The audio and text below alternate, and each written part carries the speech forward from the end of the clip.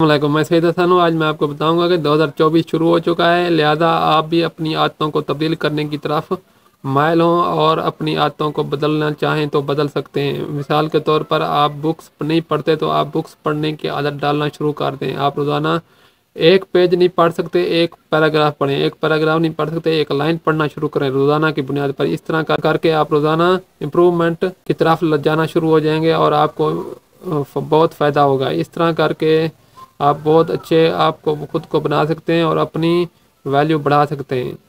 अगर आप बुक्स नहीं पढ़ेंगे तो आपका चांस नहीं है कि आप एक अच्छे और खुशहाल बन सकें, क्योंकि बुक्स जो हैं वो आपको बहुत अच्छा माइंडसेट देती हैं। जो इन्होंने लिखी होती हैं वो भी बहुत तजर्बाकार लोग होते हैं। लेकिन ये एक फैक्ट है कि जो भी अमीर आदमी हैं, बिलियनियर हैं, आप देख लें वो बुक्स पढ़ते हैं। साल में 50 बुक्स उन्होंने ख़त्म करनी होती हैं, 50 से ऊपर या 50 से नीचे।